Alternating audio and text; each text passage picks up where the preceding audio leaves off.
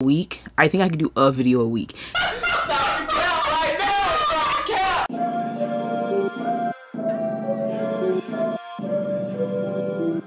Hello everyone, welcome back to the channel, and we got something that's, I know, not super surprising. It's fan art, okay? Specifically, One Punch Man fan art, okay? I'm bringing my love of One Punch Man and my love of art together, okay? And I low-key got anime brain rot, so I was like, I gotta deal with it one way or another, okay? So I wanted to challenge myself to do a bit of, like, background work, and I'm gonna bring you guys through the whole process. So let's get into the video. Alrighty now, shout out to the Ibis Paint watermark, we love her. But starting off with this painting, I did like a sculptural technique or a lineless art technique, mainly because I thought that would be less intimidating than going in with line art, and I kind of knew how I wanted it to look anyway, so I just kind of went in, I used the reference photo to get all the things pretty much exactly how I wanted them to be, and then I went in on with lines later. Now, by the end of the drawing, looking back on it, I think the lines were low-key unnecessary because I don't think you can even really tell that they're there, but I did add them, and I think this was a bit of a tedious process, but as you can see, I kind of went in and cleaned everything up. At the time that I started this drawing, I had a very specific thought of how I wanted it to look. I just had like a bunch of different references on Pinterest that I used. I'll show you some on screen, but just kind of like that really super like liney artwork. I don't know, but I feel like my colors were not bright enough in contrast with the line art. So by the end of it, I think it was just kind of like unnecessary. But in the moment, like this was like 2 months ago when I started this piece, it felt necessary to me in the moment. But thinking like if you were to see the piece, when you see the piece, you'll be like, yo, I don't even think you need to add all those lines. But I did add them anyway, so it was important to me then, okay? It was important to me then. I will admit though, this did make me feel very at peace because it made me feel like the piece was really moving along very quickly. But like I said, this piece is months old. This drawing is like months and months old. Like I started it in May and I wasn't going to finish it. I was just going to abandon it. But I wanted to get more into backgrounds this year, so I was like, let me stop being dramatic and let me just do this piece of art. Now, this was also part of the line work, even though I technically did this after coloring.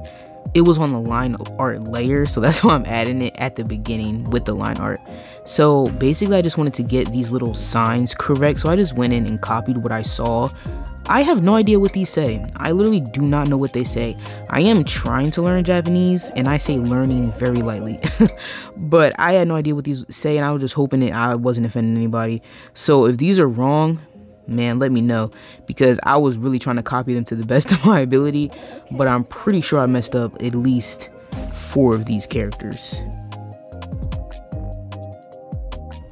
But yeah, adding all of these little detail at the top I think was probably one of my favorite parts because you can see it behind the characters, so this was actually very tranquil for me. I'm not even trying to be funny, but I low-key thought this one was like racist, but I drew it anyway just because it was in the photo. But I was literally like, yo, what is this? Like, I think maybe that is a letter and it's just like playing on like wordplay or something, but I just drew it anyway, even though it did like creep me out a bit. This one though, I did trace. I tried to eyeball it and it ended up looking ridiculous, and I didn't want to be like offensive, so I was like, let me just eyeball it anyway. Then once all the line work was done, I just kind of went in and added in a bunch of colors. I did at one point try to add the shadows in this part, but then I realized like, no, I'll just try to add the shadows later. So I just went in and I just added all of the color. And what I would do next time, or in my next piece, will work on my like color relationships, or just how the color evokes a certain like emotion. And I know I don't have to do that, but I think the colors just need a bit more contrast with each other. They just looked a bit like muddy, you know what I mean? So next time I'll probably do like a bluer hue or a more yellow hue, just so it can look more aesthetic, but you don't necessarily have to do that. Then I just kind of went in with like the smaller details and just added, like I said, I tried to add in like shadows and stuff and just change things up, because here I thought this looked a little bit too bright, so let me go back and fix it. but then I ended up going back on top of it again later. So it was a lot of unnecessary things going on here. I've learned a lot in these past like 2 or 3 months since like starting this piece, and looking back on it is so weird because it looks like a totally different person is drawing this right now, but that's okay. That's the part of learning. This was one of those like unnecessary detail moments. I had a lot of those, if you can't tell, but I'm pretty sure that Genos ends up covering this anyway. And then once I add the shadow and then I add Genos, this does not matter. And that's what I mean by like, I feel like I improved so much because my composition has gotten better and just my understanding of like like aesthetic. You know what I mean? Like I would have never added this now because you don't see it by the end of it. And it's just like, it's not even like a good amount of detail, it's an unnecessary detail. But I appreciate it because if I would have never made this piece, then my next ones wouldn't be better anyway. Adding these little trinkets into the windows were probably one of my favorite parts because I didn't have to go too heavy into detail. It was just kind of implied. You know what I mean? I think this is a dog, and then next to it is a radio, so I thought that was like kind of cute. Oh, and then here's a fox, and then a creepy little Cupid Mayo baby. So then I went in and I erased all the light color just to subdue it a bit, and I think I want to say I added like a wood effect. I think I added like a wood effect, let me see. Yeah, so I went in and I added like a little wood effect just so you can like understand that it's wood, and I did that on everything. Like I did that on the door, I did that on the little side framing, and then I also did that at the bottom with like the little wood panels. I think it looks nice up close, but you don't really see it from far away, but it's nice. It's one of those things that you just add because it's your piece, it's your drawing, and you know it's there, you know?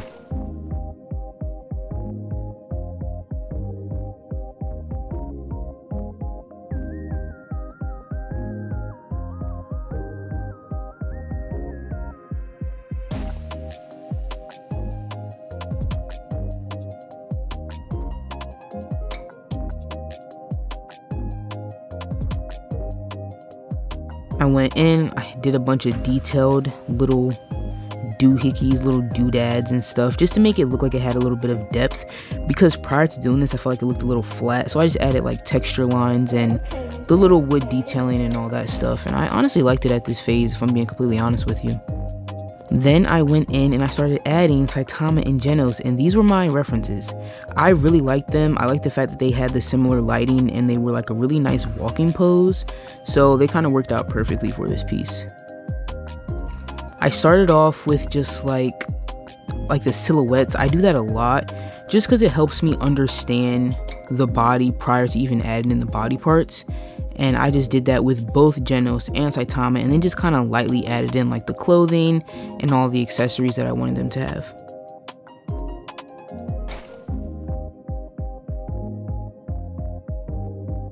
Then with both Saitama and Genos, I just added the lighting into the flat layer. I didn't do it like I did with the actual background and put it on an entirely different layer. I just felt like that was unnecessary, and I think I was kind of getting tired of this piece and I just wanted it to be over with. So I just kind of like did as much as I felt as though I needed to do so it can look good, but not too much. And because I really liked the sketch, and like I was saying, I just wanted the piece to be over with because I feel like I was working on it way too long, I just kept this sketch layer and erased what I didn't need, and then I kind of rendered more on top of that. And if you haven't watched One Punch Man, I really do recommend it. I think it's a very digestible anime. It's not anything like too crazy or too serious that you have to be glued to the screen for, but it's just nice. Like I just really like watching it, and I've always wanted to make fan art for it, and I just never did. And I have like another idea in the future, so hopefully that turns out well too. But yeah, definitely watch it. It has really good animation. It's actually kind of funny. Like I actually found myself laughing or just like giggling, and I feel like I rarely laugh at anime. Not that anime can't be funny, but I think I just rarely laugh at it. But One Punch Man and honestly Mob Psycho are some of the only animes I've ever like laughed at. This was the part I was referencing earlier where I kind of went back in and darkened everything even more because I realized that like it looked so flat. And the crazy thing is, like, I really thought that I had added some depth, but as you can see, like, I literally did not. Like, the shadows in the background were just so flat, so I kind of had to go back in and just add another layer on top. I think I ended up forgetting the shadow layer because there was a different one originally, but I guess I erased it, so then I had to go over top of it and do it again. And this honestly did make the drawing pop, and it made me like it because I was kind of hating it a little bit, but this made me like it a bit more and appreciate it a bit more. I ended up doing I want to say like 65% opacity on a darken layer. I think it was like a darken layer, or I don't think it was, no, it might have been a multiply layer, 65%, something like that. Yeah, and I went in and just added more darkness and more shadows just to help everything pop, and so you can really see the depth of the painting. I wasn't trying to copy this dude, but this guy Bryce Co-Draws does really good like fan art, and I love the way like all of his environment pieces looked. So that is why I added this kind of bold or visible line art, because I just like the fact that he does that in his art pieces. Now, I'm not comparing this at all, we're two totally different people. I hope and pray to get to his level, you know what I mean, in terms of career. But yeah, he just was of like an inspiration for me that I really did kind of reference throughout this entire drawing process. Once I made Saitama a little bit taller and then added a light to the front, everything was pretty much done.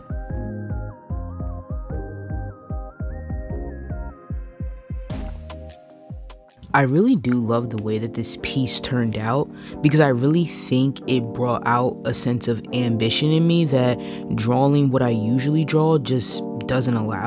And I don't think being comfortable is bad, but I do like how I got out of my comfort zone with this drawing, and honestly might find a new one. Congratulations, you made it to the end. I'm very happy.